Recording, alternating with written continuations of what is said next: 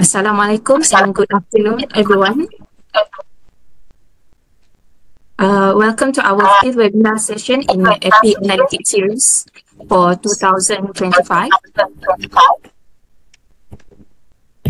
My name is Dr. Aina Shazwani binti Aziz, and I am a DRPH candidate from University of Science Malaysia, and I will be serving as your moderator for today's session. Our webinar today entitled Introduction to Python for Data Analysis. We are fortunate to have our speakers today, which is Dr. Tengku Muhammad Hanis bin Tengku Mohtar, on this very timely subject on data analysis. He is a senior lecturer from Faculty of Medicine, University Sultan Zainal Abidin, and he is also one of the experts in data analysis and will help us in further understanding the usage of Python as one of tools to help us in analyzing data. But before we get started, a quick reminder for all of our participants to fill in the attendance using link provided in the chat box after this. If there is any question regarding the topic, you may write your question in the chat box. And for your information, today's session will be recorded.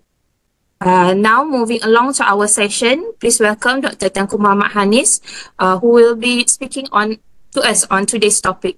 The floor is yours, Doctor.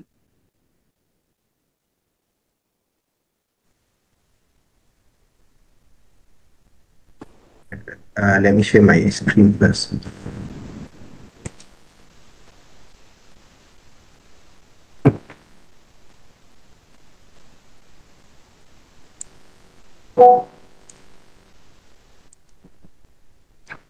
Assalamualaikum warahmatullahi wabarakatuh. First of all, thank you for the kind introduction, Dr. Aina, and also thank you for the organizing team for organizing such a series of good webinars. So everyone already knew we're going to cover introduction to Python for data analysis. We only have 1 hour, so the aims for today is not to master Python right after we finish this webinar. We just want to get started. So just keep that in mind. We just want to get started, right? Okay, so these are the content that we're going to cover today.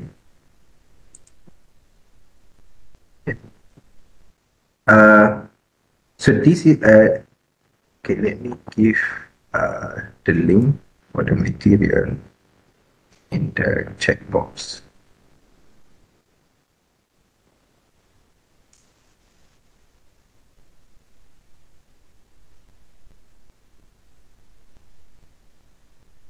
Okay, so I already give the link in the chat box for those who want to access the material. So if you click this, it will direct you to my GitHub page. So here you can find the link to the slides. There's also the data set that we're going to use today. And here we have 3 short notes, right? So we have one for NumPy, one for pandas, and one for the basic plotting.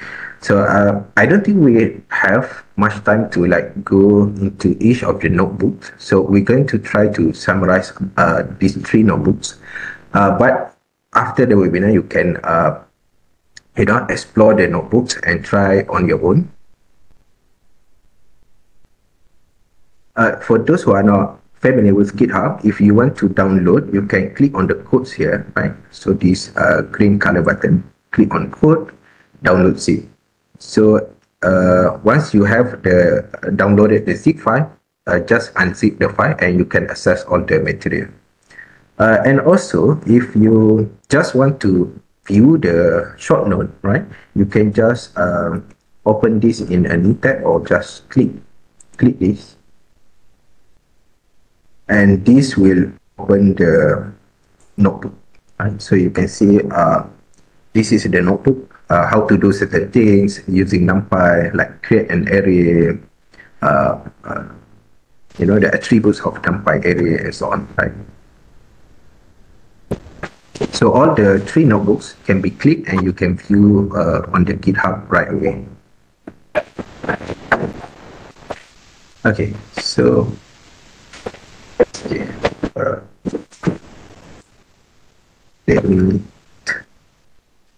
let me turn off the notification first.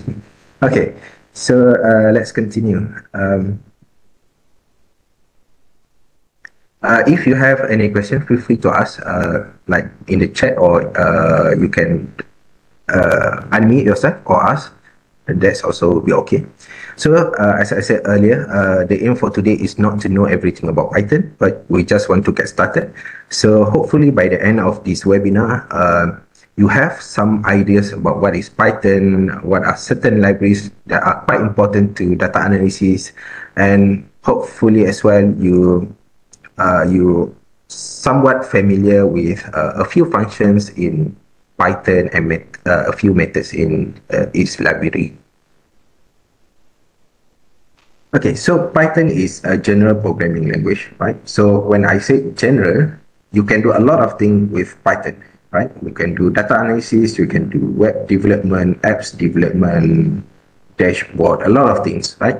So that's why it is quite impossible like to cover Python as completely in a few days or even in a few weeks. So today our focus is for the data analysis. Again, not the whole data analysis, but just to get started with Python, how to do the plotting, how to create new column, things like that, right? It is also one of the most popular languages. You can see this is the 2023 data. Right? This is Python. This blue color line here is Python. So by 2023, Python already overtook all the programming language, at least the one assessed in this blog post, right? So that just show how much popular Python is. So because of popularity of Python, you're going to find a lot of documentation about Python, a lot of tutorial, a lot of blog posts, how to do certain things and so on, right? So that's one of the perks of using the popular programming languages. Next, about IDE, right? So Python itself is a software, right? Normally we don't directly interact with Python. We interact with Python through IDEs. So for those who are familiar with R, Python is like R, right? And then we have the IDEs, the RStudio, the Positron, and so on, right? So here, this is the IDE for Python, right? You have one you need to install in PC like Jupyter Notebook, PyCharm, Spider, JupyterLab, and so on, right? We also have, this is the one that I listed here, just a few. You have a lot more if you search on Google, right? You're going to find a lot more. And we also have online platform like Google Colab, Kaggle. So this online platform, you don't need any installation. You just need an account, right? For Google Colab, of course, you need a Google account. I think Kaggle also, you can log in with Google, right? So you just need a Google account.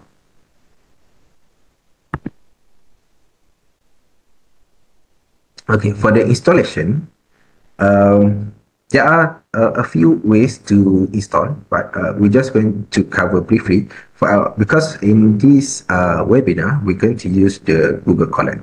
Right? You can use and install Python without the IDEs, right? So if you maybe if you want to become a hardcore Python, programmers, you can directly use Python. You don't actually need IDEs, right? But if you want to use IDE, then I would suggest to use Anaconda. Right? So I'm actually using Anaconda. So once you install Anaconda, this is, if you click on this link, for those who have this slide, this will give you the website where you can download you can skip the registration, right? And then you can download the Anaconda here. Right. So once you install Anaconda, you will find that they have quite a number of IDEs already pre-installed or installed with Anaconda as well. Right. Okay, so this is Anaconda. This is Anaconda Navigator, right?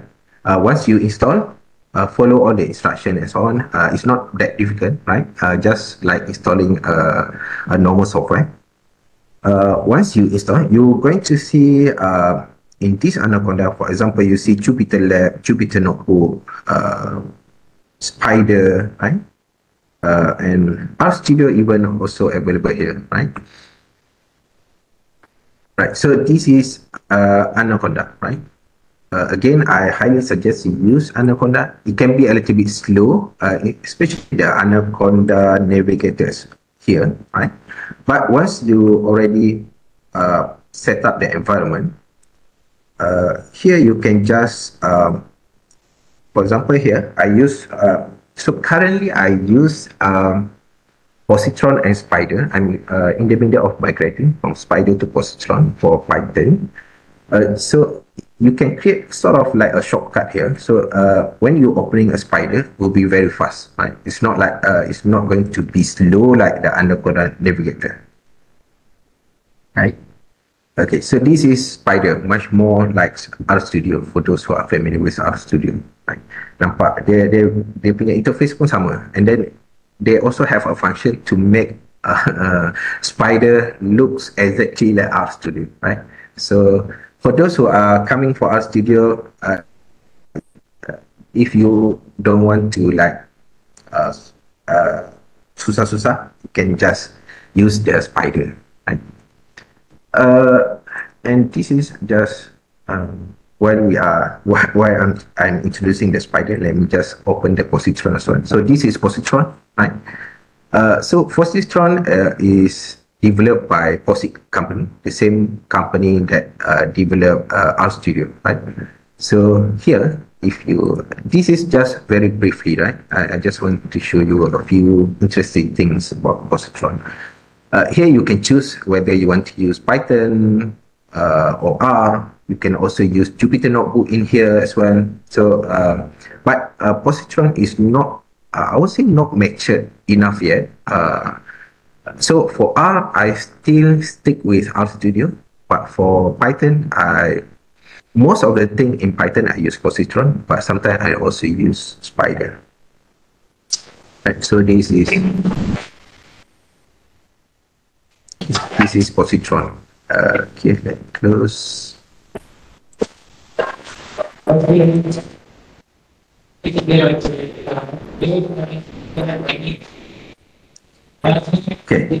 let's continue.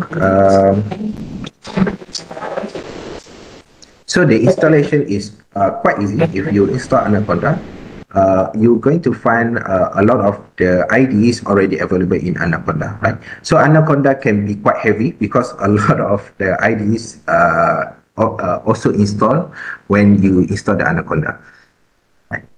And then we have the installation. There is no installation for the online platform for Google Colab and Kaggle, right?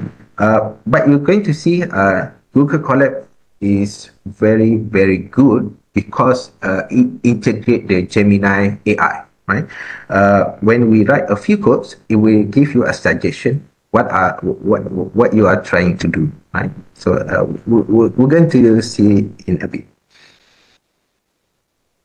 Okay, next kita ada libraries, right? So normally there are two common ways to install the libraries or packages in Python: the pip approach, the conda approach, right? Pip approach works across platform, Windows, Linux, Mac OS, but conda, you need to install the conda environment. So by conda environment, they have a few conda environments, right? But if you already install Anaconda, so that's also one of the conda environment, right? So if you install using the Anaconda, right, you can also use the pip approach, but it depends. If you have several Python installed in your machine, like your RStudio also have your own Python, and then maybe you are using let's say positron, right? So positron also will have their own Python. So in this case, you have two set of Python. I would suggest to use conda approach, right? It is quite similar. You can see this. This is the example of code: pip install numpy, conda install numpy, right? More or less similar, right? But the way it works behind the scene is a little bit different. I think one of the most difficult things, or like tedious thing, when you try to get started with Python, is how to handle the libraries and the dependency, right? Because sometimes you run the analysis today, and then after a few weeks or maybe after a few months, you want to run the analysis again, you're going to see that, okay, the version is already upgraded and it mess up all your environment, right? So the way to work around that is to use the Anaconda. Okay. This is Anaconda, right? Okay, kalau nak set dia ada cara yang lebih straightforward, which is using the Anaconda terminal. You need to write a code lah for that. Tapi I will just show you a much better, not better lah, a much simpler way, which is using the Anaconda navigator, right? So go to the environment, right here. Go to the environment. Click on create, right? Let's say you want to create new environment. Let me just rename it as to delete, right? So here you can see where is the location of this environment, whether you want to have Python installed in this environment or R or both, right? You can also choose the version, which version that you want, right?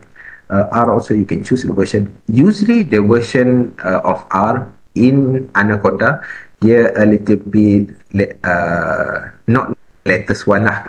Kalau compare you use the one from RStudio yang directly from their page kan. So bear in mind lah, biasanya Python memang up to date dalam Anaconda. R ni dia a little bit macam malas-malas sikit lah dia nak update. So bear in mind lah, kalau untuk R tu I don't really recommend to use R through Anaconda lah, tapi kalau Python I highly recommend lah.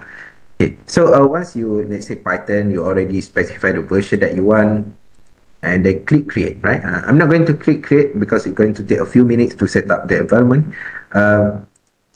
But once you click create, dia create ada satu lagi under this base root. Okay, ini adalah environment yang base root punya, yang base punya environment, right? So dia akan create another environment, and you can check.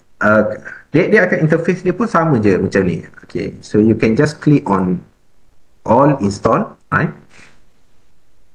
To see what are the packages that already pre-installed, or you can just click all and search. Let's say here search NumPy, right? NumPy. Okay. NumPy. Oh, tak ada. Oh, ada. Okay. This is NumPy. Dia akan keluar a few version lah. Dia tak buat accurate semua. Ataupun kadang-kadang dia sedikit slow lah, a little bit slow. So we can see NumPy dah already installed kan. So beberapa yang tak install lagi. So cara nak create environment through Anaconda Navigator is very simple, very straightforward lah. Once you have the environment, right, kalau you saya boleh tunjuk kalau positron lah, kalau yang lain tu saya tak berapa pasti sangat. Kalau positron, usually most of the time dia detected here, right? If you have this one, for example, this is Conda base, right? Conda base ini daripada sini. So this is Conda base, right? So kalau saya create satu lagi environment tadi to delete, dia akan keluar another Python option, right? Python 3.12.7 something, and then dalam brackets to delete dia punya nama dia, right? So you just boleh terus gunalah environment tu. Okay. So ini so far saya rasa cara yang paling senang lah untuk set up. Tapi saya pun tak, I haven't really set up the environment that much lah. Sebab I haven't run any heavy analysis on Python yet lah.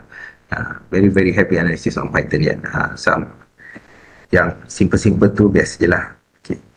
Okay, let's get back to the slides. Okay, I already show you the libraries, the environment, how to set up the environment, just briefly, at least the most straightforward ways that I found it to be very easy. Right? Next, let's see a little bit about the most common libraries. So kita, at least for data analysis, this is the most important lah.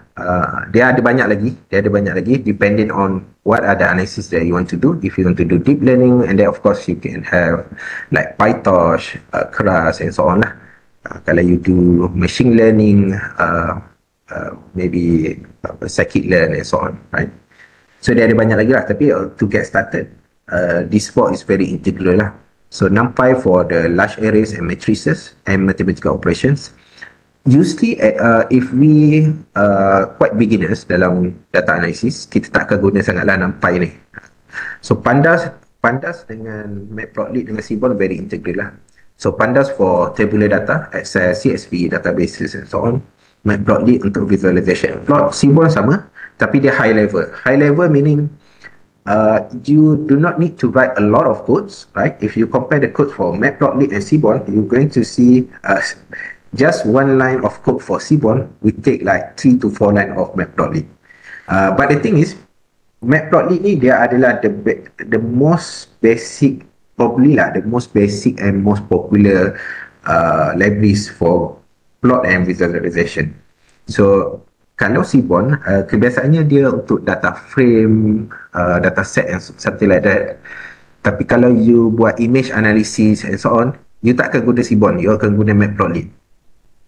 So that's why kalau it's good to know Matplotlib, tapi just simple je kan, sebab dia bila kita buat analisis, biasanya saya akan guna Seaborn lah, sebab Matplotlib ni dia macam agak complicated. Tapi kalau you do image analysis yang rare macam image analysis ke apa macam tu, so itu akan banyak Matplotlib lah, tak banyak Seaborn. Next, okay, kita laju-laju lah, 223. Okay, so we have a few basic data structures lah dalam Python. Dia tak sama sangat dengan R, siapa yang familiar dengan R. Yang ni pun not that important lah. Kalau you just want to do some data analysis on data set, data frame, it's not that important lah to know, tapi it's good to know lah.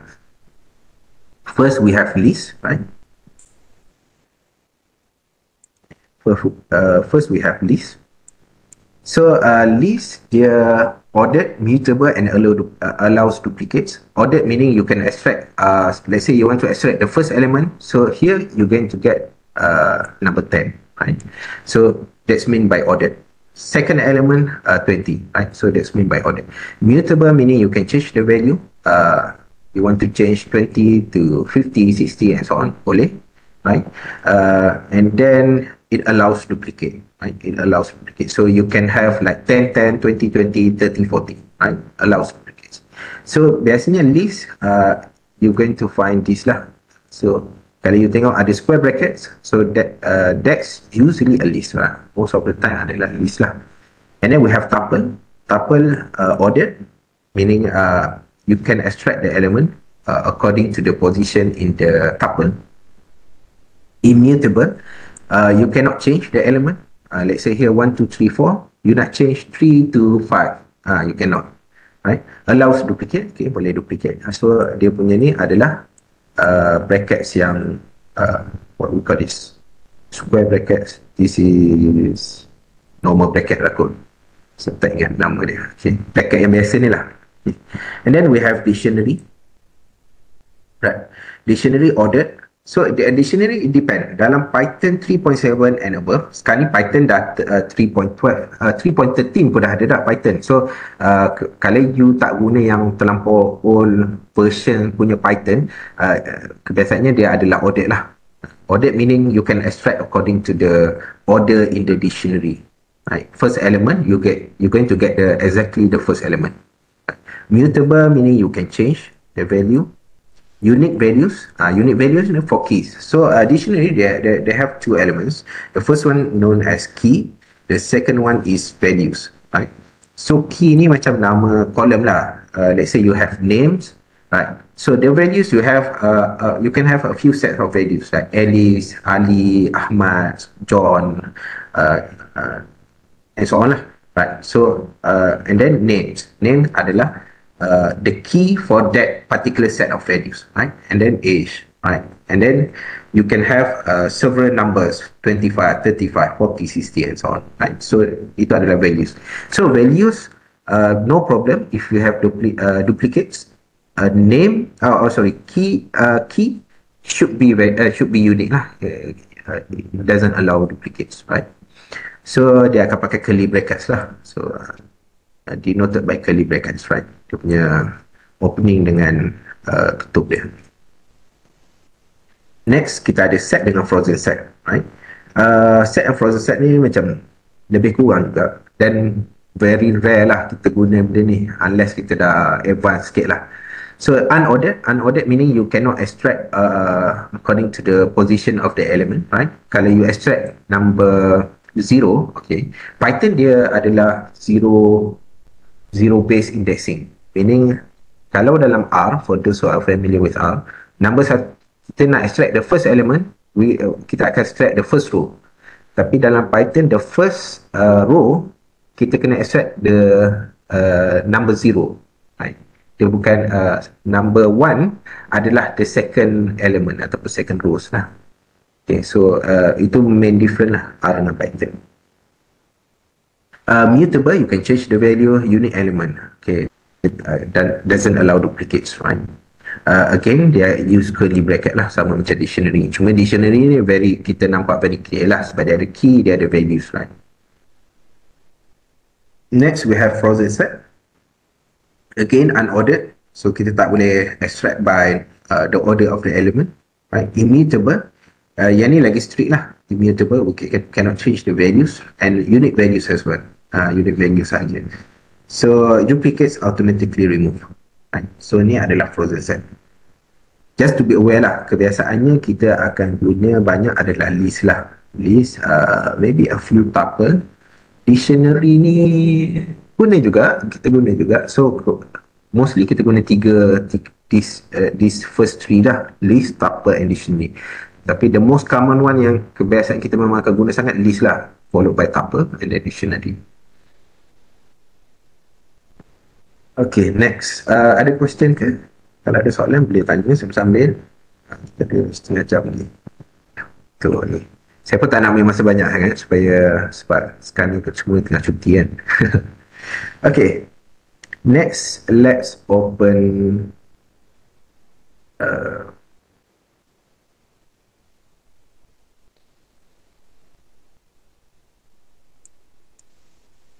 let me close this first.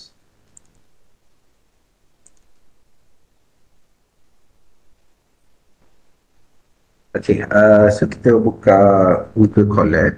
Search Google Colab. Okay, welcome to Google Colab.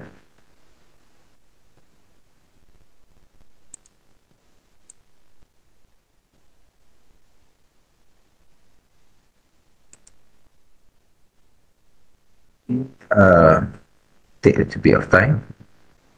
Okay, sementara tu untuk analisis, you need to download this derivatives lah. Mungkin kita akan go through laju-laju je, tapi hopefully lepas ni you boleh read through the notes here and try copy paste lah. You read and then you try to type on your own. Biasanya dalam case tu kita akan jumpa lebih banyak error and then kita akan faham lebih banyak lah bila kita jumpa lebih banyak error. Okay, hopefully saya punya suara clear ya, sebab saya punya internet not that good lah. Clear, clear. I think macam ada soalan tadi, tapi clear ya? Okay, macam mana? Sekejap. Tak jumpa check. Okay, ya check.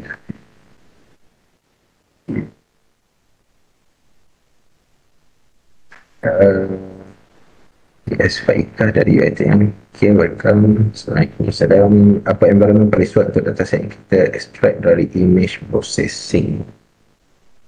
Environment, kalau environment tu saya suggest kalau image processing, pertama you create environment yang macam tadilah dalam Anaconda tadi, right? And then install Python macam biasa.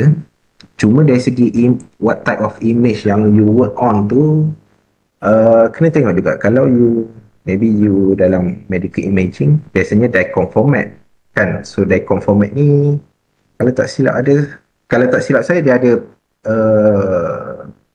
libraries nama dia PyDICOM, something like that. Okay. Try Google PyDICOM. Tapi this one dalam PyDICOM. Ini biasanya DICOM format ni kebiasaan dalam medical imaging lah. Dia ada juga yang you can work with JPEG and so on lah. Itu OpenCV you boleh pakai. Apa lagi? Saya pun tak ingat lah. Ada a few yang macam OpenCV juga. You can try to search lah. Tapi once you dah dapat tu, and then you can install from here lah. See here, for example, you type OpenCV lah. Itu adalah ada OpenCV kan. Saya rasa PyDICOM tak ada kat sini. Sebab PyDICOM is not that official lah. Tapi you can install through how to install PyDICOM here. Okay. Atau kalau nak mudah, you just Google lah. Google Conda PyDICOM.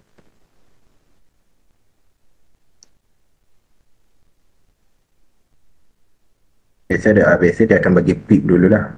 This is Conda. Conda install -c Conda Forge PyDICOM. So yang ni you kena run dekat terminal. For those yang tak tahu, boleh buka Conda.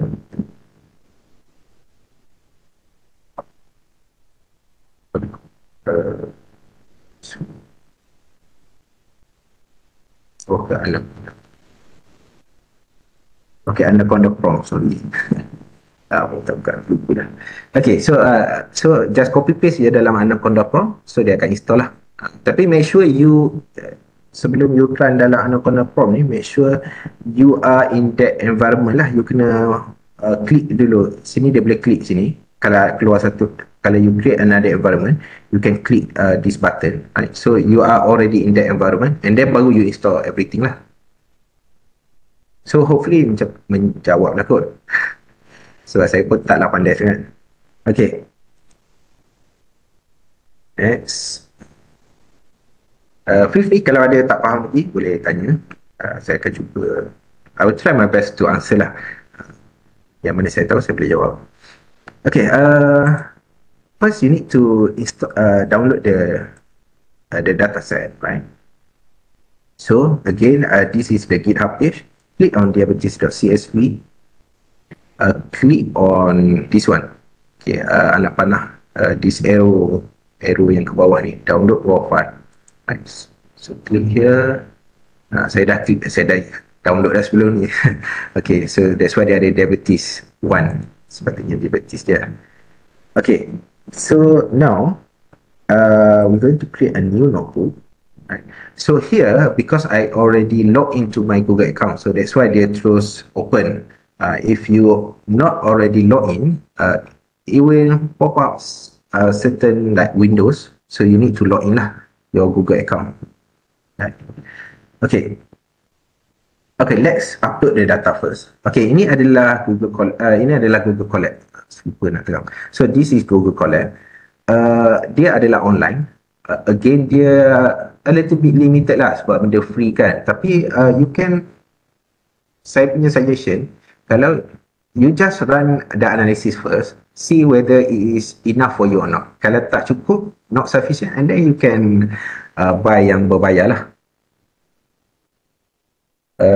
Data yang sensitif seperti maklumat pesakit dari hospital. Saya tak berapa pasti how much secure. Sebabnya kalau you nak run analysis, you kena upload. Okay, let's see. You klik pada this folder, right? Okay, tunggu sekejap. Dia ada juga sampel data dia. Kan? Okay, tapi kita nak upload. Kan? Kita nak upload. Klik pada this symbol, right? Okay, diabetes. So once you dah upload, dia dah ada dalam environment Google Colab lah.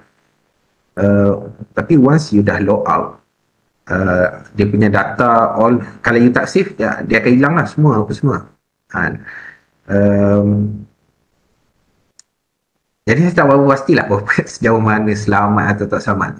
Tapi kalau kita nak compare between locally install dalam PC, saya boleh for sure yang locally install dalam PC, PyCharm ke Positron ke, that IDE is much more better lah, much more safe compared to Colab lah. Okay. Tapi kalau you dah anonymize, saya rasa tak ada masalah. Kalau macam let's say you ada data tabular ataupun image ke something, but you dah anonymize, you dah buang nama, dah buang ID, anything lah, anything yang boleh menyebabkan orang recognize patient tu. So I don't think that's going to be an issue lah kalau you dah anonymize your data. So anonymous data you boleh buat manually ataupun buat dalam PC you lah. Once you upload, you already upload the data yang already anonymized. So saya rasa kalau macam tu lebih selamat lah. Okay, so ini data diabetes kita dah upload. Okay, kalau kita nak read data kita, okay, sama-sama. So kalau kita nak read data kita, right, macam mana kita nak tahu dia punya pathway dia, ataupun apa, path ataupun link dia, right, klik pada this three dot button, right, copy path, right. So kalau you, okay, let me close first. Kalau you, let's say PTH equal to, kita nak create path. So ini adalah path kita lah, content /content/diabetes.csv. So ini adalah pathway ke arah data kita yang dekat sini tadi, right. Okay, itu cara nak dapat path dia dalam Google Colab lah. Okay, kalau you run ni, maknanya dia already install lah. Okay, next, sebelum kita run analysis, kita kena install dulu a few package, right. Kalau you nak install a few package dalam Google Colab, as far as I know, you cannot use Conda lah dalam Google Colab. So Google Colab ni dia punya tu memang satu je kan, Python tu kan. So biasa kita akan guna pip lah. So let's say kalau you nak install tanda seru ni, ni dah ada contoh dah. Ini sebab tu dia guna Google Colab. Ini adalah Gemini punya function. Dia dah bagi sort of suggestion dah, apa yang kita nak buat, prediction, apa yang kita nak buat. Memang kita nak buat pip install lah. Cuma mungkin kita bukan nak guna package PySpark ni. Let's say kita ambil NumPy lah. NumPy dah memang ada dah ni, no need to install. NumPy, Seaborn, apa yang kita ni, Matplotlib, already install lah, dia pre-install.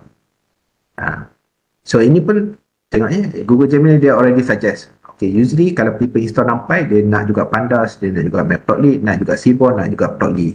Right, tapi kita tak nak lah. Kita tak nak, kita nak hanya NumPy. So control enter, ataupun you can click on this button lah, dia akan run lah. Okay. Okay, dia akan take a few, okay, dah siap dah. Sebabnya dia already install. So that's why dia tak take time, tak take masa banyak sangat. Yeah.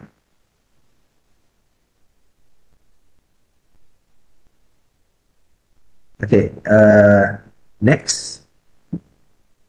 Once kita dah install, ataupun kita already know that certain package already pre-install, next kita kena load that particular package dalam kita punya session lah, right.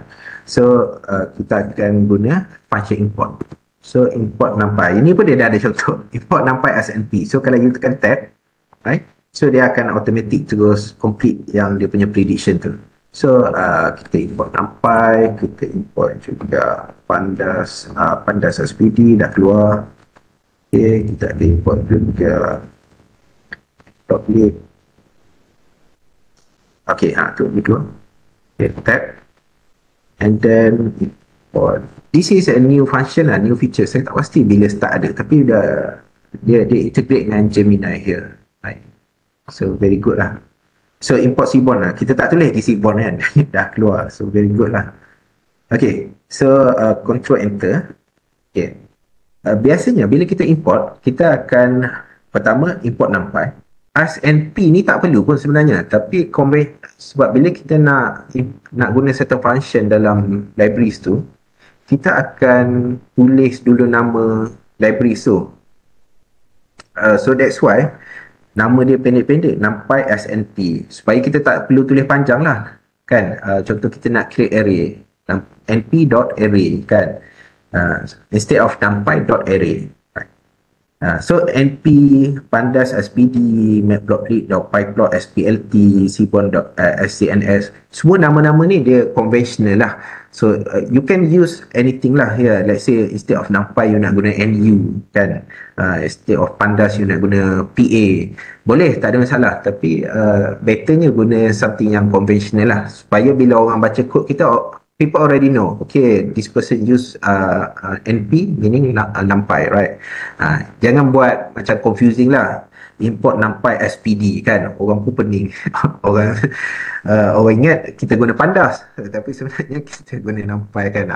Itu better use conventional lah, better use conventional. Okay, once kita dah run, okay, kita pergi simple-simple je. Okay, contoh kalau kita nak buat array kan, kita nak buat array np.array, dia akan tengok, dia dah keluar dah. Kita baru je nak tulis sikit kan, np.array 1 2 3 4 5. Ini adalah array kita lah, arr. So kita run, okay, ini adalah array kita. So kita simpan dalam arr lah. So kalau kita tak tulis arr ni, dia tak keluar lah, sebab kita hanya simpan array ni inside arr array ni. Arr ni dia punya name of the array lah. So kalau kita run arr, baru dia akan keluar lah. Okay, this is an array 1 2 3 4 5. Okay, kita juga boleh, let's say arr1, kita guna np.arrange, keluar tak keluar. Okay, ada np.arrange. Okay, kat sini kita akan guna maybe 20.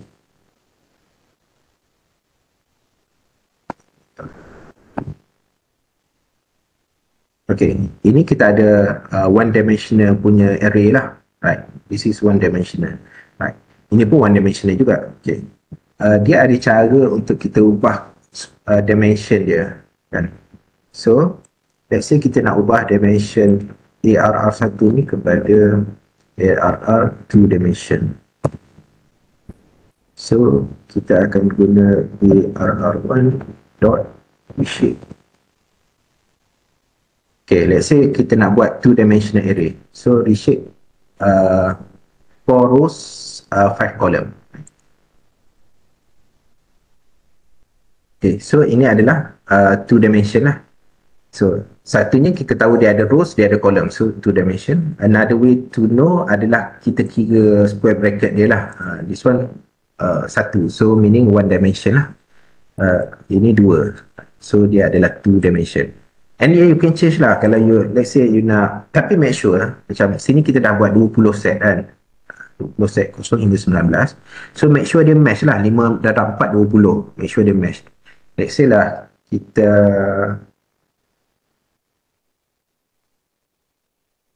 instead of 5 4 20, kita buat 2 2. Okay, so kita nak 2 set of 2 by 5 punya matrix ataupun array, right? So kalau kita run, so kita dah ada 2 set, dia ada 2 rows 5 column. Okay, itu basic. Dia banyak lagi sebenarnya NumPy ni, so you boleh baca dalam notes lah. Notes saya tu pun consider as dah simplified punya, tapi kita tak cukup masa, so kita cover sikit-sikit je supaya kita get the idea lah. So kita tak banyak sangat guna NumPy ni kalau kita get started dengan data analysis, sebab kebiasaannya data analysis kita ni, we already have the data, right? We already have the data, we just read in the data. Kita quite rare lah, quite macam tak bukan common sangat lah kita tiba-tiba kena create array and so on lah. Okay, okay, let's read the data. Right. Tadi kita dah kalau ingat tadi kita dah set kita punya ni, ini adalah pathway kita kepada data kita. Okay, let me copy this again lah supaya okay, set this one and then kita nak read go to PD. That's why dekat sini kan PD. Ini pun dia dah keluar lah. Tapi saya nak cakap kalau kita tulis nama penuh tadi Pandas, kita tak import. Kita import Pandas saja. Kita tak import Pandas as PD. So kita kena tulis full lah kat sini. Pandas.read.csv and so on. Okay.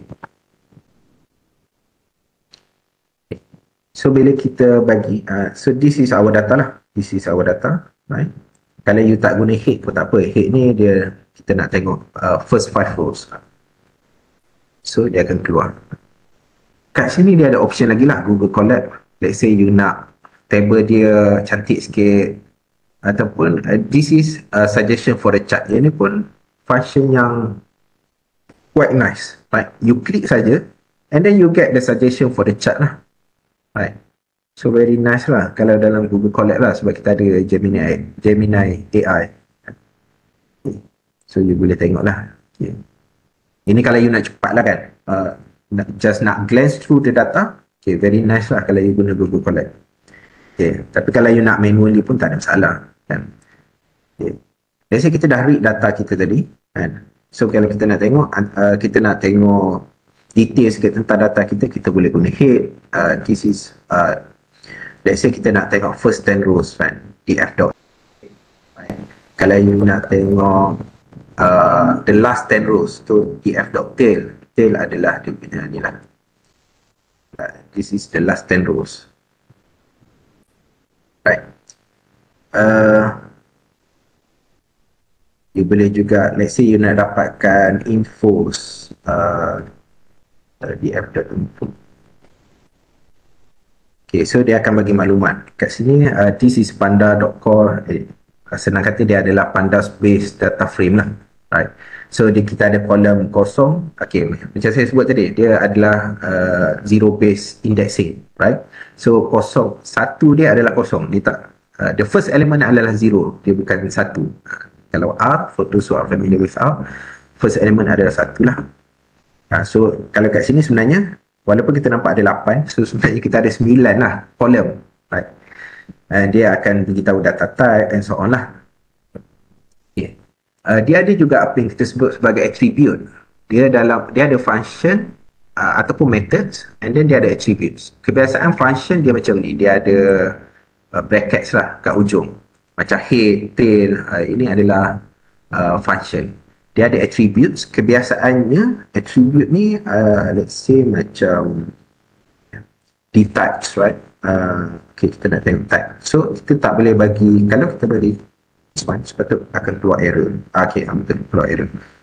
So kalau you delete this one, ini adalah attribute. Sebab attribute dia hanya it only contain the values. Dia tak buat any function lah. So the value is already there. So kita hanya buat keluar je. So d-type, right? So sini pun ada d-type kan. Contoh lagi column names. Kalau kita nak column names, columns. So ini adalah column names, right? Ataupun kita nak tengok shape. Shape ni kita nak tengok dimension je lah, right? So kita ada 768 column, rows, 9 column, right? 9 column. 768 row, 9 column. Okay. Itu apa yang kita namakan attribute lah. Banyak juga benda-benda attribute, tapi yang macam mana nak tahu, kita kena familiar je lah so far. Saya rasa tak ada macam cara yang mudah kita tahu, okay, this one adalah attribute, this one adalah function, so on lah. Kalau kita nak dapatkan description, kita boleh df.describe. Okay, kita dah 250, saya laju sikit lah ya. Okay, df.describe. This one dia akan describe lah. Dia akan bagi deskriptif. Let's say kita nak too many decimal points kan. Kita nak nak kurangkan decimal point. Let's say nak 2 je decimal point. Kita boleh guna dot round. Kita tambah sikit belakang tu, dot round. Control enter, so kita dapat very nice descriptive statistic, right? Let's say juga kita nak sebab outcome here dia ada 0 and 1 ya. Outcome ni actually 0 and 1. So yang lain ni numbering lah. So ataupun pregnancy, let's say lah pregnancy kita nak calculate, right? Kita boleh df dot df dan square bracket. So kita dah ada pilihan sini. So kita nak pregnancy. Okay, pregnancy dot value count, sorry. Okay, value count. Okay, so dia akan calculate lah how many yang ada. So only once pregnancy, single pregnancy, 0 pregnancies, 2 pregnancy, and so on lah. Right. Okay, itu secara ringkas lah descriptive, how to describe the data, dapat overview of the data. Right. Let's say kita nak tengok, let's say kalau kita nak select column, kita boleh df, tadi kita dah tengok dah juga, contoh df age, right? So ini kita akan select column. Kalau kita tambah head, so okay, so kita akan dapat first 5 rows of age, right? Okay. Kita boleh juga let's say kita nak select to kita nak select age, and then kita nak select calculation.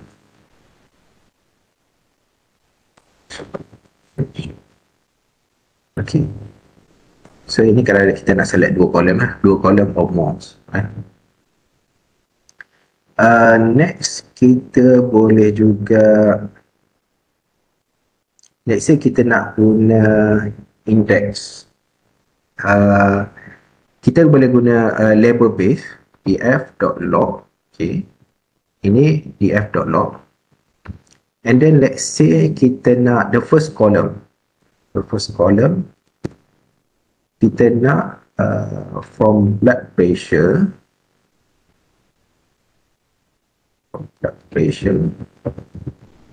until the end of the rest of the column lah, start blood pressure until habis.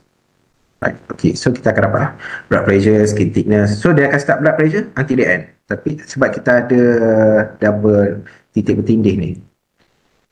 Okay, kalau kita letak kat belakang, dia akan ambil start blood pressure and then going back.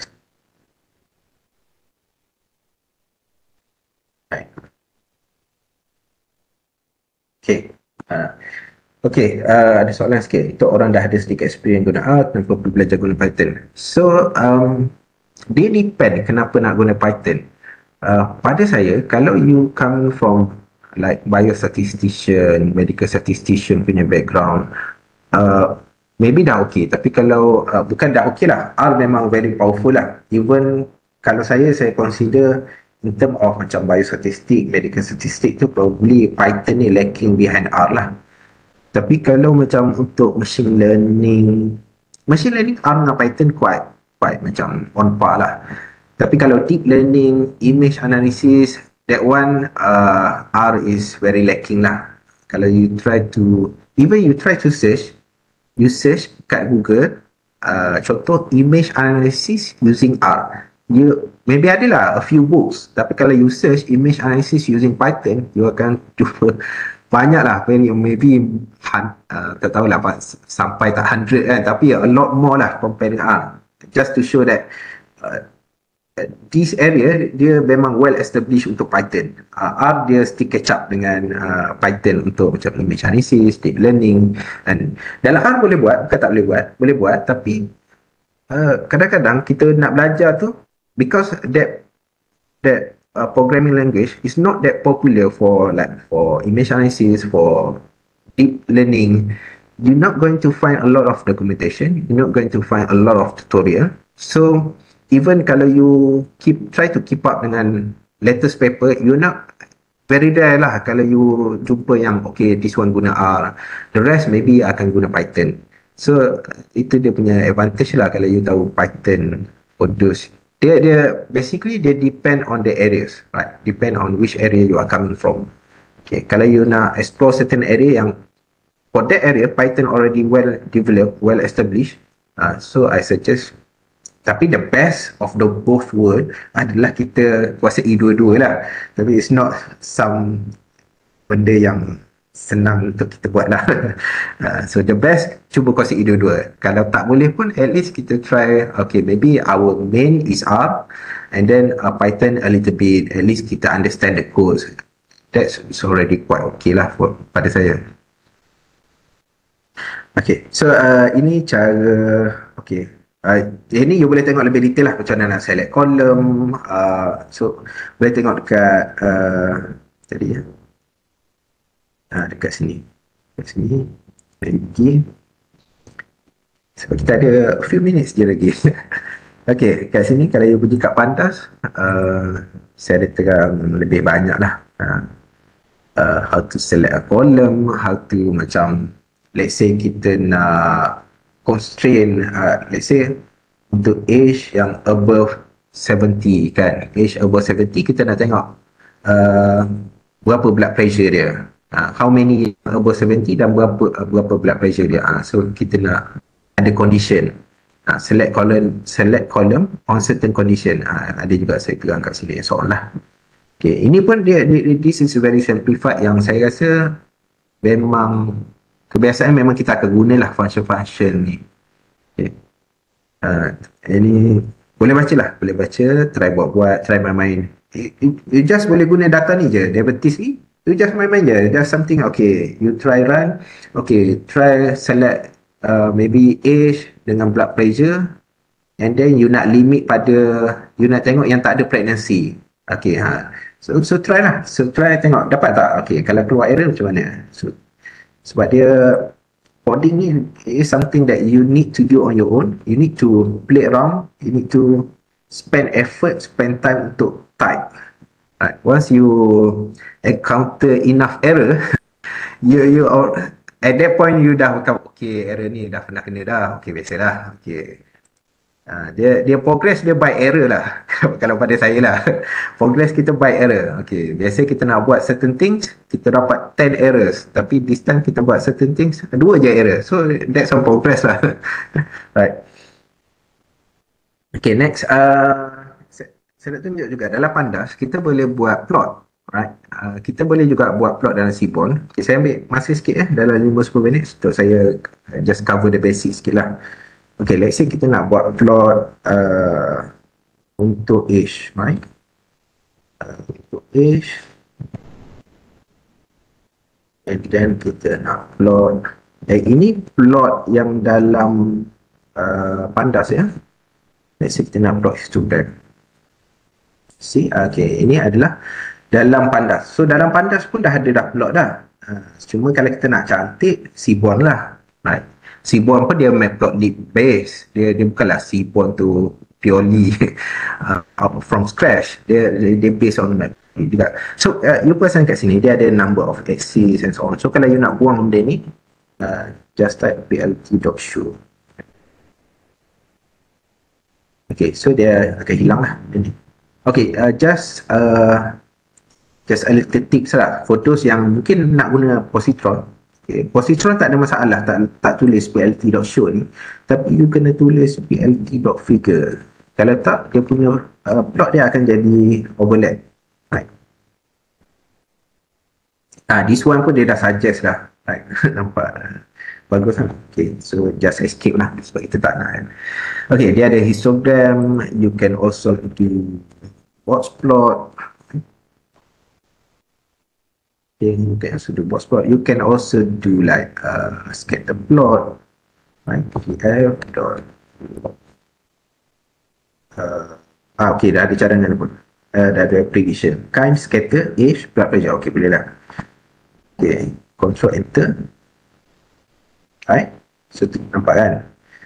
Okay, again, kalau nak hilangkan dia punya tulisan ni, saya pun tak pasti sebenarnya apa sebenar function plt.show ni, tapi function yang very obvious for me adalah menghilangkan this writing ni lah. Okay. Okay, itu basic plot lah. So kalau you nak guna, let's say kita tengok sikit dalam Seaborn ni. Okay, Seaborn dia SNS. So SNS dot plot. Okay, kita bukan buat plot, histogram. Okay, his plot. So dia ada dua cara. Okay, sama ada macam cara kedua lah. Ini satu cara, df and then square bracket age. You boleh juga buat data equal to df dan x equal to age. Itu boleh juga dah. Straight enter. Okay, so kelebihan Seaborn, you boleh tengok kat sini lah. Kat sini saya bagi lebih detail lah. Saya compare sikit macam mana nak buat Seaborn. And then the same codes, kalau you nak guna matplotlib, it takes a lot more line, lebih banyak line of codes lah. Okay, ni contoh kan. Nampak complicated, tapi kalau dalam Seaborn, dalam Seaborn only 2 line of codes. So that's why saya cakap kita better guna Seaborn, tapi Seaborn ni hanya untuk macam tabular data. Kalau yang something beyond tabular data, you akan guna juga matplotlib. Sebab matplotlib is very low level punya inilah, you kena type satu-satu and so on. Right. Okay. Tengoklah. Tapi kalau to get started pada saya, kalau you boleh buat Seaborn, dah pada saya dah very good lah. Right. So kat sini kita akan guna juga matplotlib. Let's say lah kita nak label instead of count, kita nak label frequency kan. So plt.y label, sebab tu label dekat y axis kan. Okay, dia dah bagi contoh frequency. Okay, ini kita nak tambah title, plt.title. So plt ni dia matplotlib, dia bukan daripada Seaborn. So that's why kena tahu juga sedikit matplotlib, sebab dia macam matplotlib dia complement Seaborn. Dia dah bagi plt.title age distribution. Okay, control enter. Okay, so ini kita boleh histogram lah. Okay, histogram. Okay, last. Let's say kita try to do dot plot dengan Seaborn, SNS dot plot. Right? Let's say data kita adalah df, x kita adalah ini kita tengok blood pressure. X bukan blood pressure. So X kita akan bagi pregnancy supaya kita nampak numbers. Let's say kita bagi X adalah pregnancy. X adalah pregnancy. And then Y adalah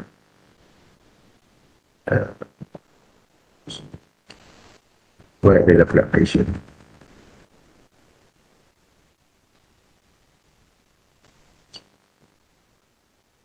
Okay, so kita nampak lah. Let's say kita nak tambah colour lah, nak bagi cantik sikit kan. Kita nak tambah colour, kita akan guna hue, H-U-E. Okay, kita boleh ikutlah kita nak bagi kategori ke outcome, kategori ke variable apa. Kita boleh bagi outcome, let's say kalau kat sini outcome, ataupun kita boleh bagi pregnancy tu juga. Okay, so kita dapat dua kan. Dia akan separate by outcome lah. Let's say kalau kat sini kita letak pregnancies. Right. Okay. So dia akan dapat color lah. Okay. Contohlah, this one tak penting sangat kan. This one tak penting sangat. Pregnancy. plt.legend. Legend.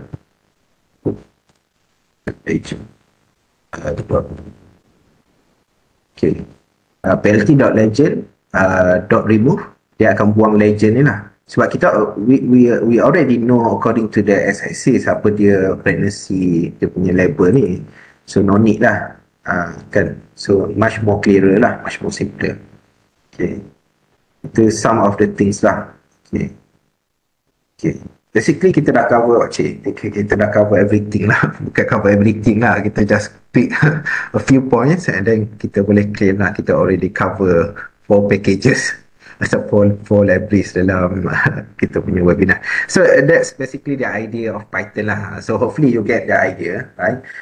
And then kalau you nak belajar, I highly suggest untuk guna Google Colab je dulu, sebab Google Colab is very user friendly, very beginner friendly. Dia akan suggest what you want to do and so on, right? So try guna Google Colab dulu. Once you dah become a bit more familiar with the coding and so on, and then you can install the Anaconda, use the IDE Spider ke, PyCharm ke, ataupun kalau you nak guna VS Code pun boleh VS Code without using the Anaconda lah. So you kena install separately lah. Saya rasa dia punya installation dia a little bit different lah. Okay, tapi ni very good, yes, betul. This is very good. Sebab dia ada Gemini AI, so very interesting. Saya pun selalu juga guna Google Colab ni. Tapi most of the time saya guna positron lah. Tapi kalau untuk something yang very simple, yang tak lama sangat nak upload, sebab kadang-kadang kita nak upload ni dia take time sikit kalau data kita besar. Tapi kalau kita berbayar paid version, doesn't really matter lah. Cuma kalau kita free user macam saya, mungkin ada little bit of time lah kalau data kita besar. Okay, saya rasa okay, that's all. Kalau ada apa-apa soalan, saya tak ada masalah pun, nak tunggu beberapa minit ke, ada soalan, insyaAllah saya cuba jawab yang mana boleh lah. If anything, boleh contact saya lah. tukuhanismota@indonesia.edu.my, tukuhanismota@gmail.com. If anything lah, kalau nak ada column print ke, even kalau rasa nak tanya soalan, tapi make sure soalan tu tak ada kat Google lah, sebab saya pun not that expert lah. Probably kalau you tanya soalan, saya akan Google juga, sama je. Okay, so that's all for me. Kalau ada soalan, saya tak ada masalah, saya akan tunggu nak jawab lah. Okay, saya serah balik pada moderator, sama-sama kita tunggu soalan dia. Okay, thank you so much, Doctor, for such a good introduction towards Python. I think we cannot cover all of Python punya coding and knowledge in only 1 hour lah. So, but it's a good introduction. Is there any other question that you want to, other participant want to answer, to question the our speaker today? Okay. I think there is no more question for the audience. Once again, thank you so much, Doctor, for your time and knowledge on Python. Also, thank you for all the participants for your engagement and participation during this webinar. We hope that this session will give you an idea or understanding in regards of using Python to help in your work and research. Before we end our session, a quick reminder again for all participants to fill in the attendance using the link provided in the chat box. We hope to will see you again in another webinar series in the future. For your information, this recording for this session will be available on our YouTube channel at USKD_PPSP, or you can search Unit Sains Kesihatan Digital to look for the channel. And please subscribe to our channel to stay updated on the future webinar and resources. With that, we end our webinar session today. Assalamualaikum and salam Ramadan. Thank you again, Doctor.